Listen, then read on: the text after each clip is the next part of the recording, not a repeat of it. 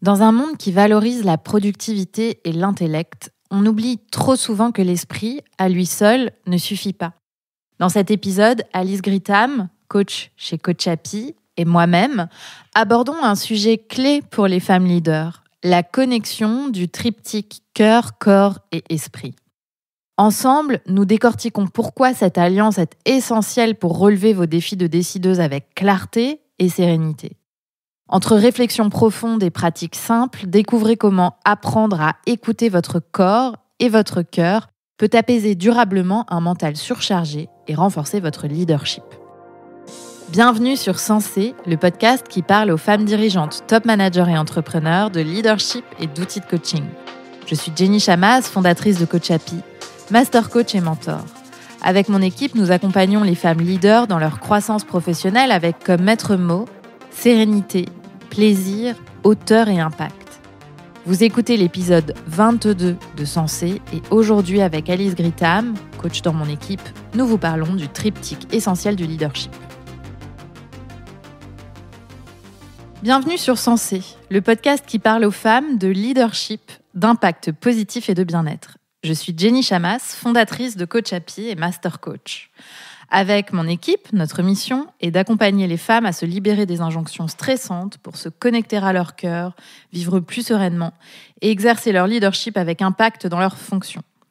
Vous écoutez l'épisode 18 de Sensé et aujourd'hui je suis accompagnée d'Alice Gritham, coach au sein de mon équipe, pour vous parler de la connexion entre notre cœur, notre corps et notre esprit. Salut Alice. Bonjour Jenny.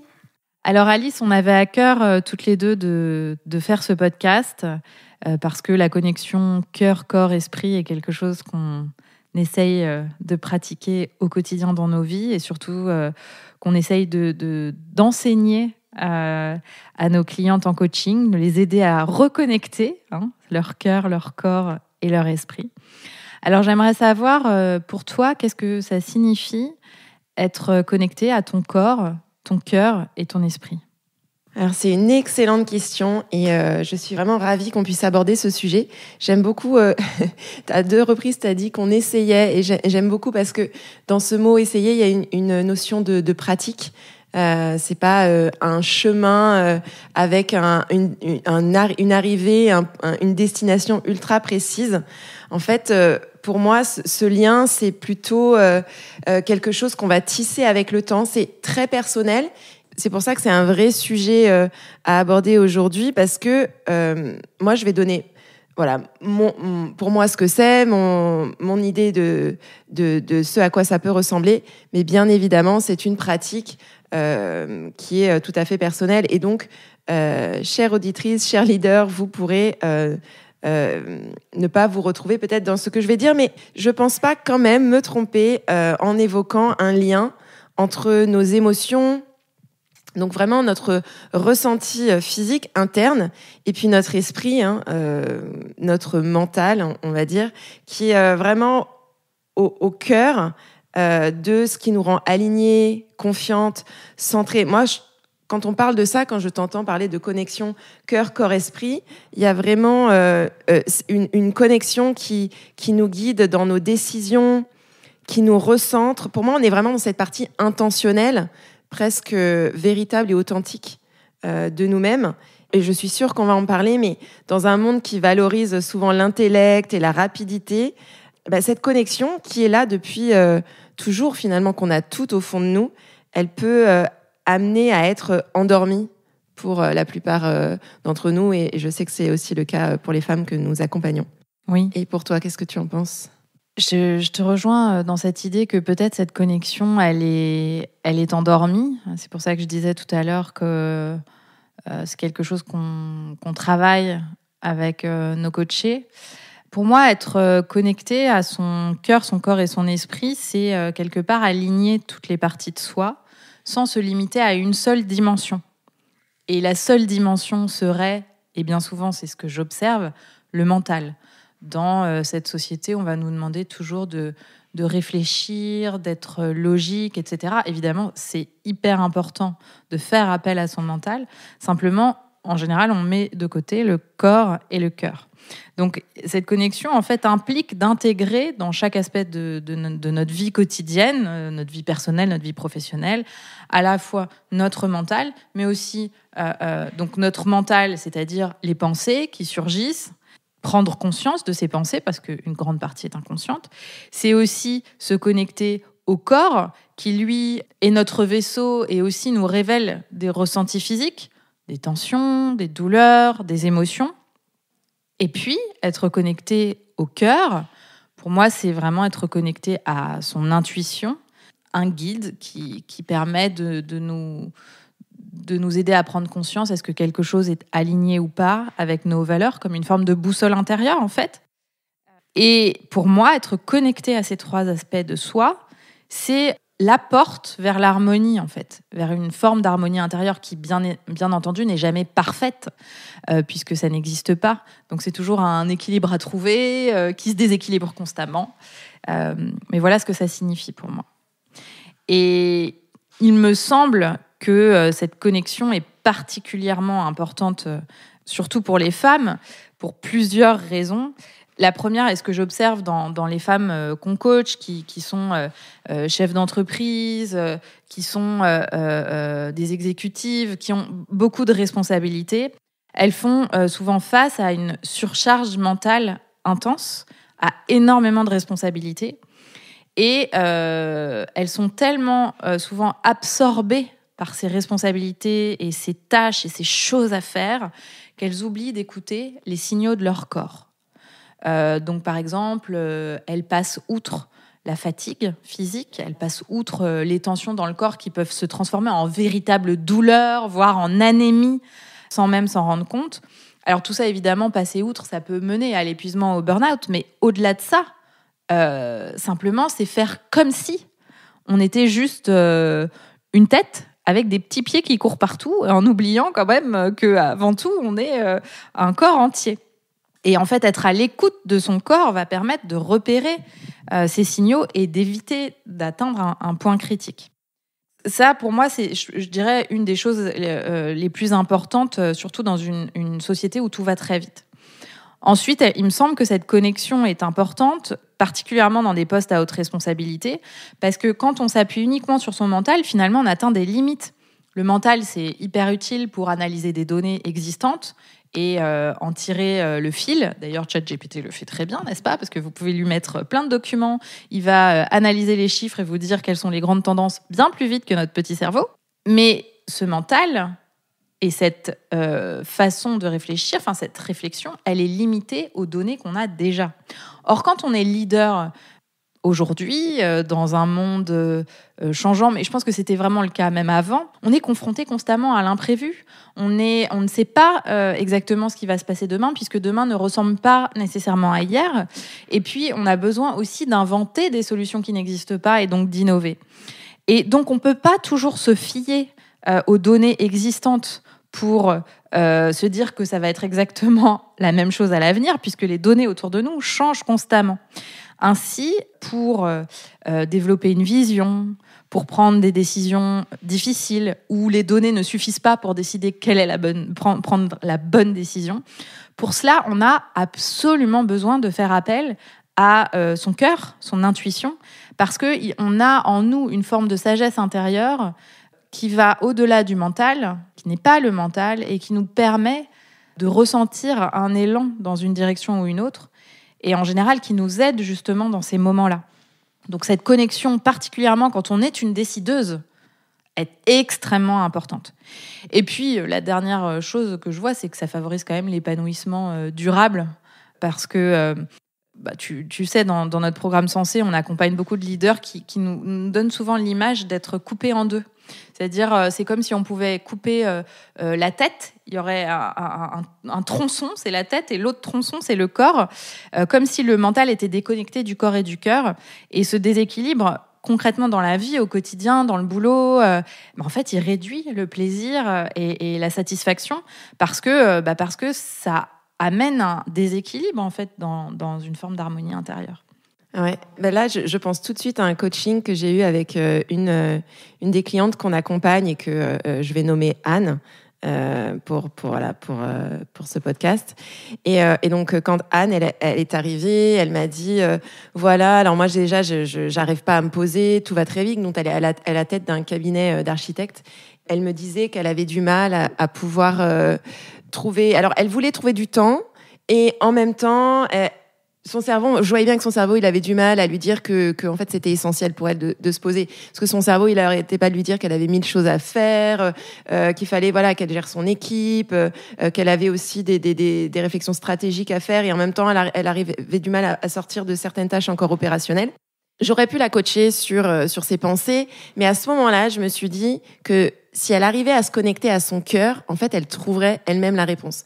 Et donc, du coup, je l'ai menée, je l'ai guidée pour qu'elle puisse se connecter à cette partie d'elle qui est pas en train de courir partout, parce que finalement, quand on est connecté à son corps et en particulier à son cœur, en fait, on revient à l'essentiel, on revient à l'instant présent. Et donc, je l'ai accompagnée là-dedans, et la réponse qu'elle a sortie, c'était assez incroyable, en fait, parce qu'elle s'est rendue compte à ce moment-là que finalement, tout ce qui faisait qu'elle apportait de la valeur dans son entreprise, tout ce qui faisait que finalement son entreprise était différente des autres, arrivait à se différencier, c'était elle ce qu'elle pouvait apporter de différent, et ça nécessitait forcément qu'elle s'arrête, qu'elle sorte d'opérationnel, qu'elle prenne du temps pour vraiment se connecter à ses ressentis, à ses idées et autres.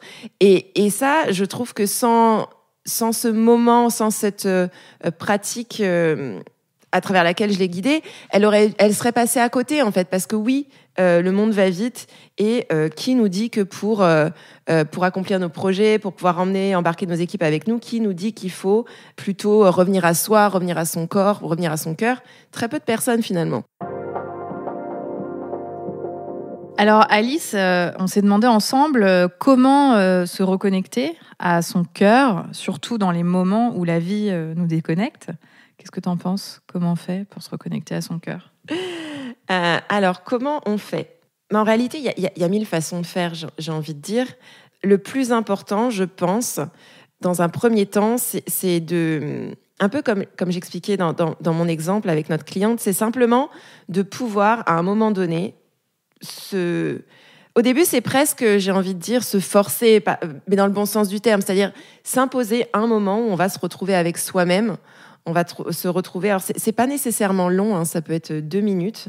Et pendant ces 2 minutes, on peut soit avoir une pratique de style respiration, méditation, connexion à son corps. Ou alors, on peut simplement se poser une question. Moi, c'est une question que j'aime beaucoup me poser. C'est qu'est-ce que mon cœur veut partager avec moi aujourd'hui? Mais pour ça, ça nécessite un espace à soi où on peut être coupé du bruit ambiant et simplement se demander, OK, et qu'est-ce que mon corps, mon cœur veut me dire aujourd'hui? Toi, qu'est-ce que tu préconises? Alors... Clairement, les minimums 2 minutes de retour à soi pour la méditante que je suis me semble une évidence. Ça peut être, si vous méditez pas, un moment simplement de respiration, c'est-à-dire que ça peut être extrêmement simple, un moment de silence en fait. De silence pour entendre ce qu'il y a à l'intérieur. Alors, entendre pas ce qu'il y a dans la tête, mais plutôt ce qu'il y a dans le corps. C'est là toute la pratique à développer, probablement un petit peu au début, peu intuitive pour des personnes qui ont vécu pendant si longtemps drivées par leur mental, mais finalement, c'est revenir à l'essentiel. Alors, moi, il y a quand même un truc qui m'aide pour me reconnecter à mon cœur, c'est d'abord de prendre conscience que je suis déconnectée. Parce que finalement, quand on s'est jamais vraiment posé la question... On peut même complètement passer à côté du fait que, ah, mais tiens, là, en fait, je suis à côté de la plaque, je suis à côté de ma plaque. Et donc, moi, je m'en rends compte, en fait, j'ai la chance d'exercer un métier passion où, on va dire, 75% des choses que je fais, j'aime vraiment les faire. D'accord? Il y a toujours le 25%, comme tout le monde, de trucs qu'on n'a pas envie de faire, mais qu'on doit faire quand même. Et donc, moi, après une journée de travail, si je me rends compte que peut-être après 1 journée, 2 journées, 3 journées, je passe du temps à me plaindre, ou je suis vraiment down, là, je me dis, Jenny, il y a un truc là. Là, il est passé où ton cœur? Et pour moi, cette prise de conscience-là, elle permet ensuite de me dire, OK, bon, y a un truc qui va pas. Et souvent, c'est parce que je me suis pas donné assez d'espace de respiration, cet espace dont on se parlait. Du coup, pour vraiment prendre conscience de c'est quoi le plus important, qu'est-ce que je vais mettre dans ce que je fais, qu'est-ce que je vais mettre de moi dans ce que je fais. Donc cette prise de conscience, je dirais, elle est quelque chose qui m'aide parce que c'est la première étape pour ensuite créer de l'espace et m'y reconnecter. Et puis il y a un autre truc que je fais et sur lequel je coach très régulièrement parce que je trouve que les femmes le font trop peu. C'est que quand je me rends compte que je suis déconnectée à mon cœur, je me demande de quoi tu as besoin, Jenny ? Se poser la question de son besoin. Alors, parce que se connecter à son cœur, c'est quand même très imagé. Là, on vous parle de connecter à votre être intérieur, à votre âme, à votre intuition, Mais souvent, le minimum syndical de nos besoins n'est même pas comblé. Donc, par exemple, moi, quand je me demande mais de quoi tu as besoin, mais en fait, j'ai besoin d'un gros câlin ou j'ai besoin d'un truc chaud ou j'ai besoin de aller dans mon jardin et de respirer l'air ou de me reconnecter à cet arbre. Il y a un arbre dans mon jardin qui trône et qui est que je considère un peu le gardien de la maison. Bon, bah, pour moi, ça, c'est des choses qui vont me reconnecter. Mais encore faut-il savoir de quoi j'ai besoin. Donc cette question, je vous conseille de la garder avec vous. Posez-vous la question quand vous vous sentez à côté de la plaque, vous faites des trucs que vous aimez pas, vous vous dites que vous n'êtes pas au bon endroit. Ou parfois, c'est juste que vous n'avez pas comblé des besoins essentiels qui sont peut-être très très simples à combler. Donc posez-vous la question, de quoi ai-je besoin ? Et ça aide à se reconnecter au cœur, parce qu'on se reconnecte à soi en fait. Ce que tu dis, ça me fait penser à quelque chose que j'aime beaucoup faire. Comme tu disais que c'était imagé, et c'est vrai, finalement, on imagine se connecter à son cœur. Et en fait, le cœur, ça peut être finalement un peu ce que chacune d'entre nous entend. Et une petite pratique que j'aime bien faire, moi qui suis très visuelle et qui, à la base, je suis beaucoup dans mon mental, c'est que en fait, je prends donc juste quelques secondes, je respire. En fait, je ferme les yeux et je visualise un escalier qui part de mon cerveau jusque dans mon cœur et je descends les marches petit à petit de cet escalier. Et en fait, rien que ça me permet, c'est très imagé, mais ça me permet vraiment d'entrer à l'intérieur de moi. Et donc voilà, j'ai envie de partager. C'est beau, j'adore. Alors, on avait envie aussi de se demander toutes les deux quel impact ça a de prendre des décisions guidées par le cœur dans un quotidien de femmes dirigeantes, de leaders. Moi, je dirais, il y a 3 points, mais je dirais que les décisions guidées par le cœur renforcent la confiance sous 3 aspects. Je trouve que ça renforce la confiance en soi, parce que quand on prend une décision du cœur, finalement, elle est en général plus alignée, plus juste pour soi. Donc même quand on doute, au fond de nous, on sait toujours que, ouais, mais en fait, en vrai, c'est vraiment aligné. Donc je trouve que ça aide pour la confiance en soi. Ça inspire aussi la confiance des autres, c'est mon 2e point, parce que moi, j'ai quand même observé largement, à la fois pour avoir coaché des centaines et des centaines de leaders, et dans ma propre pratique de leadership, que quand on prend des décisions avec le cœur, c'est plus facile de convaincre, c'est plus facile de communiquer, et les gens nous suivent beaucoup plus, en fait. Parce qu'ils sentent que ça vient de quelque chose de profond. Ouais, exactement. Et autre chose qui me vient, et t'en as un peu parlé tout à l'heure quand t'as parlé d'épuisement, pour moi, c'est aussi une question de préserver son énergie et donc se donner les moyens d'être plus durable, en tout cas d'être dans ce marathon versus dans un sprint. Quand on est beaucoup là-haut, finalement, quand on est beaucoup dans le mental, beaucoup dans sa tête, comme tu disais, il y a une histoire de déconnexion de ses besoins et rapidement, ça peut venir ronger notre énergie et finalement, notre énergie qui fait que on peut maintenir un poste, notamment, et aussi une vie personnelle à côté, mais avec des demandes, somme toute, élevées, qui requièrent d'avoir du jus, d'avoir de quoi tenir sur le long terme. Et donc, pour moi, quand on est vraiment connecté à soi, à ses besoins et aussi à ses valeurs, on peut tenir longtemps. C'est vrai que cette notion de durabilité, elle est importante. Parce que finalement, quand on court, et quand on est beaucoup dans le mental, on est souvent dans le court terme et juste l'inquiétude du long terme. Mais rarement dans la prise de décision visionnaire à long terme. Donc c'est un excellent point. Alors, on a beaucoup parlé de cœur, passons au corps. Comment le corps nous guide-t-il, selon toi ? Et concrètement, ça veut dire quoi, écouter son corps dans la vie quotidienne ? J'adore. Alors moi, c'est là-dessus que j'ai le plus travaillé dans ma vie, parce que quand tu parlais tout à l'heure de petit cerveau sur des jambes, moi, ça a été ma réalité pendant des années, jusqu'à ce que je prenne conscience par des mots physiques très intenses que mon corps était à saturation. En fait, j'avais tellement magasiné de stress à force de ne pas écouter mes émotions, juste parce que je ne savais pas ce qu'était une émotion, que mon corps un jour m'a dit stop.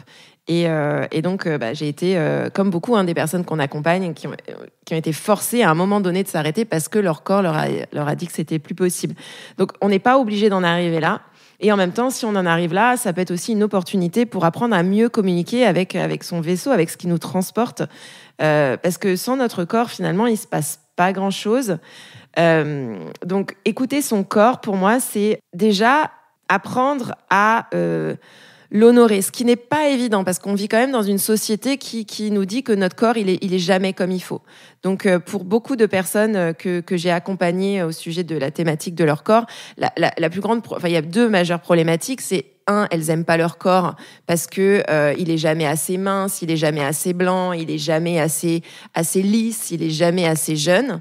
Et deux, parce qu'elles ont des douleurs dans leur corps. Et comment aimer son corps, ou comment, en tout cas, être dans son corps quand au quotidien il nous rappelle qu'on a des tensions, qu'on a des maux, qu'on a des douleurs. Donc ça, c'est extrêmement difficile et je voulais quand même le dire, le reconnaître, parce que c'est pas quelque chose qu'il est nécessairement facile de mettre en pratique. Et écouter son corps, ça peut aussi être très inconfortable, voire douloureux. Donc quand on se retrouve là-dedans, on peut simplement commencer par, oui, j'ai un cerveau, et déjà, mon cerveau fait partie de mon corps. Donc, c'est génial. En fait, je suis pas complètement coupée de mon corps, mais j'ai mon cerveau, ok, j'ai aussi un cou, j'ai aussi des épaules. Et simplement, pouvoir, comme ça, faire un espèce de ce qu'on appelle le scan corporel, en fait, de pouvoir simplement prendre conscience des différents membres de son corps et se dire, ok, qu'est-ce que je ressens à tel endroit ? Moi, j'aime beaucoup aussi regarder mon corps qui bouge. Donc là, je suis en train de parler avec mes mains, donc je regarde mes mains. Et simplement, le fait de pouvoir regarder mon corps, de pouvoir aussi peut-être le toucher à certains moments, ça va me permettre de me rendre compte que oui, j'ai un corps et que ce corps, il me porte, il m'anime, c'est le siège de mes émotions, de mes actions. Et donc, ça, c'est une pratique toute simple qui permet de reconnecter à son véhicule et sans aller dans quelque chose de trop lointain, parce qu'il y a vraiment des personnes qui sont en tel conflit avec leur corps, et c'est le cas malheureusement d'énormément de personnes, et surtout des femmes. Et donc, on n'est pas obligé d'aimer son corps, mais on peut simplement prendre conscience qu'il est là déjà, et c'est déjà énorme pour beaucoup. Et simplement, cette conscience-là va pouvoir ensuite donner lieu à autre chose. J'avais envie d'ajouter à ce que tu nous dis, qui est très juste, que de mon point de vue, le corps est un livre ouvert qui nous révèle des informations essentielles. Moi, à titre personnel, j'ai passé des années à ignorer mon corps, vraiment à avancer, guidée que par mon mental. J'ai toujours été beaucoup guidée par mon cœur, mais finalement, le corps, c'était vraiment un à côté. Et notamment, je méconnaissais un élément aussi fondamental que mon cycle menstruel. Alors, pour toutes les personnes qui nous écoutent, qui sont menstruées, même si les cycles continuent même après la menstruation, donc c'est quand même important à mentionner, moi, j'ai appris que notre énergie change au fil de notre cycle, influence notre fatigue, notre niveau d'énergie, notre libido, notre humeur, notre capacité à agir. Et en fait, connaître ces variations aide à adapter ses activités et à ne pas les subir. Alors vous me direz, oui, non mais moi, dans mon job, t'es bien marrante, Jenny, moi je peux pas adapter. Oui, peut-être que c'est vrai.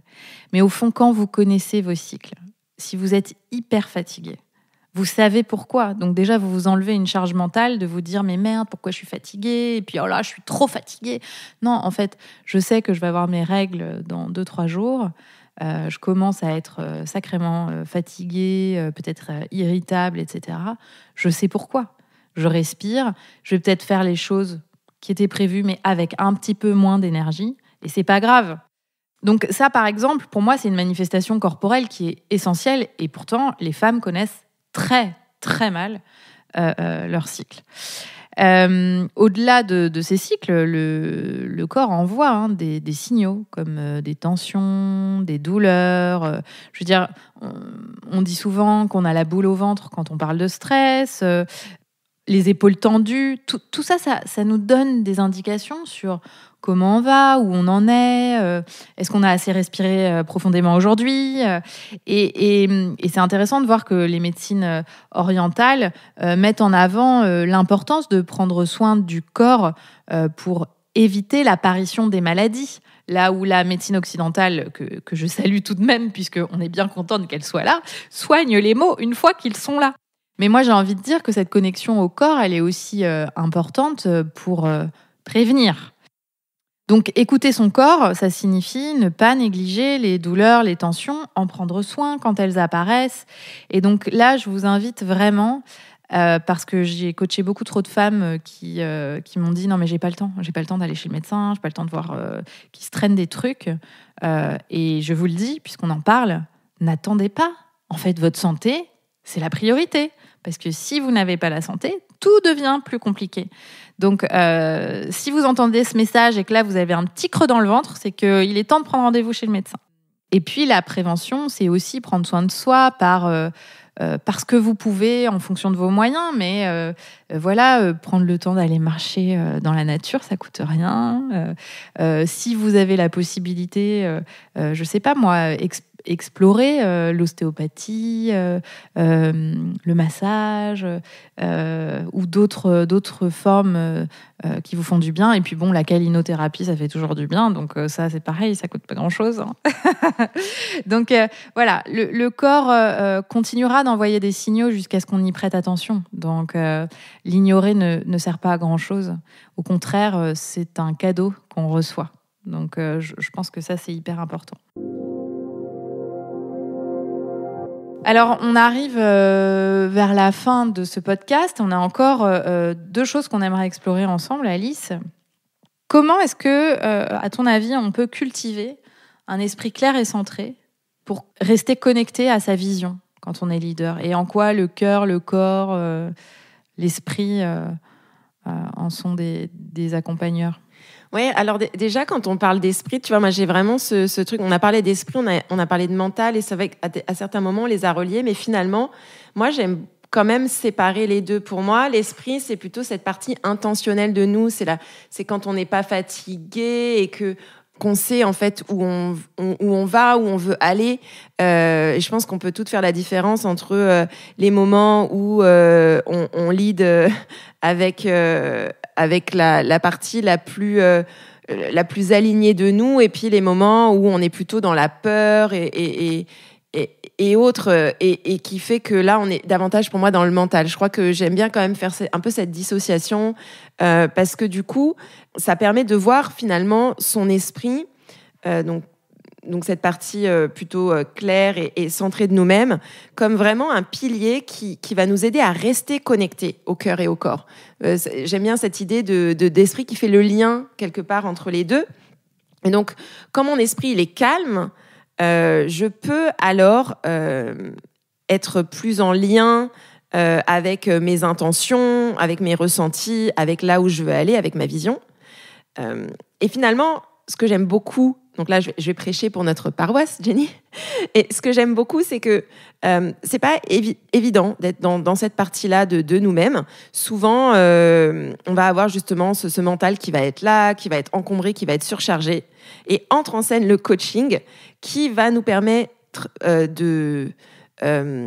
finalement de prendre soin de cet esprit qui va nous permettre de nous décharger de toutes ces pensées parasites, limitantes, guidées par la peur. Et donc, quand on a recours au coaching, donc là, on a parlé, à un moment donné, j'ai parlé de pratiques liées au corps. Donc ça, on sait très bien faire chez Coach Happy. Et on sait aussi beaucoup s'occuper de toutes ces pensées qui sont là et qui nous limitent.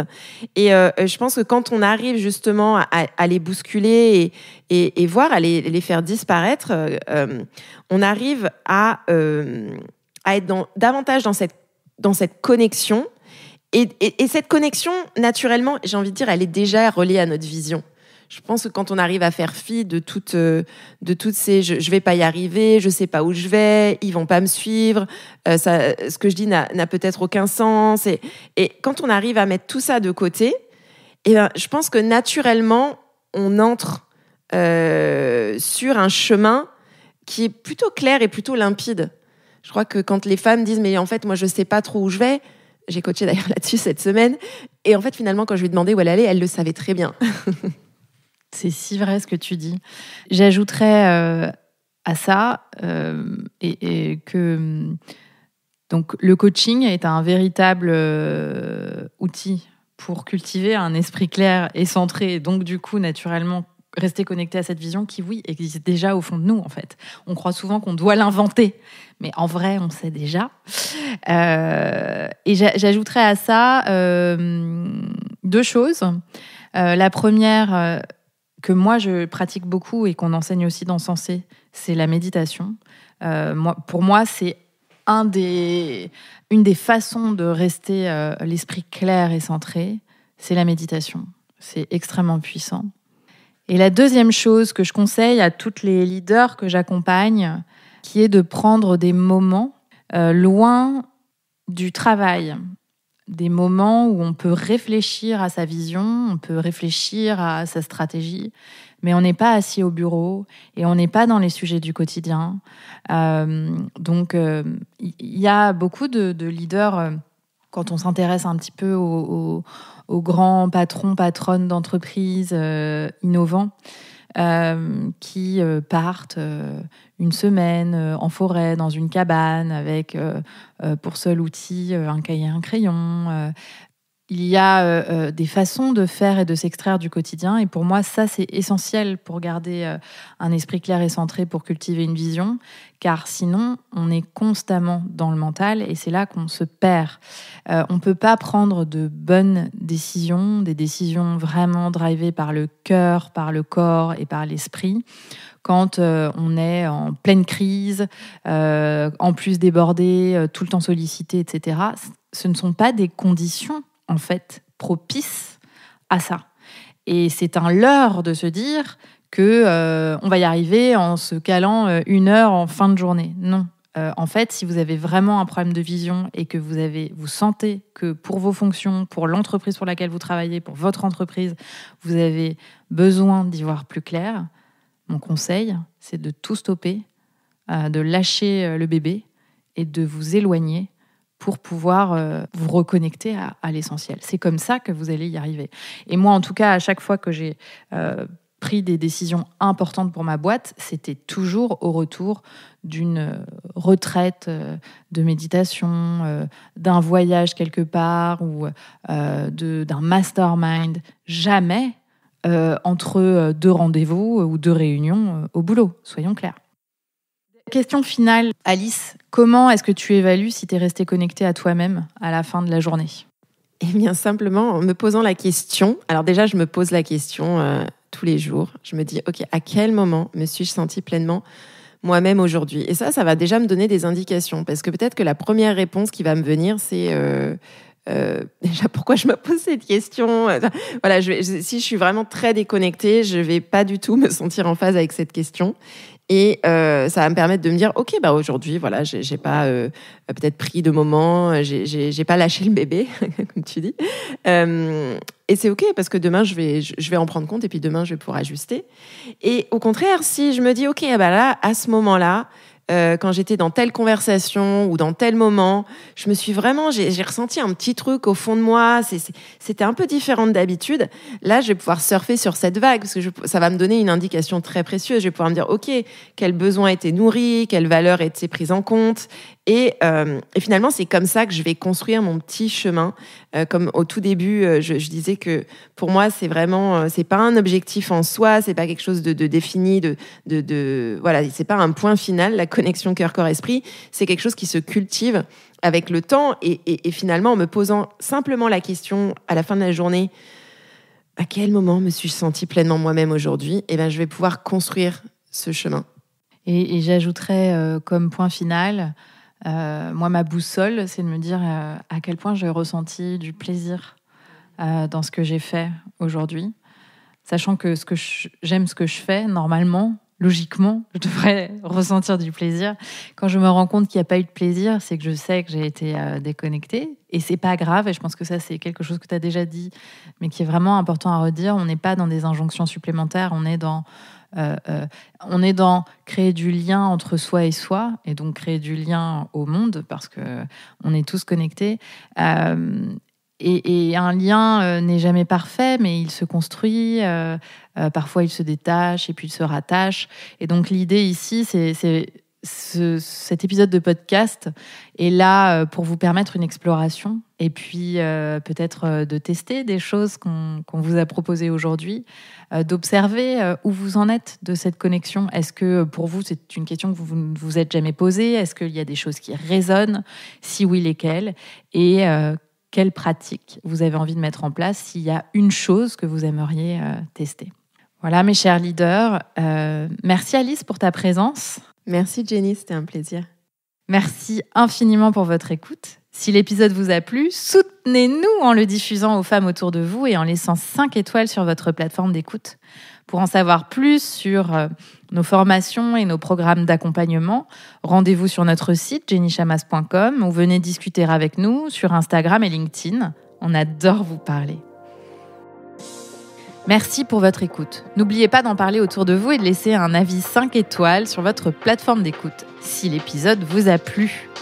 Rendez-vous sur notre site jennychamas.com pour en savoir plus sur nos accompagnements et activités ou sur Instagram et LinkedIn pour discuter. Et rendez-vous la semaine prochaine.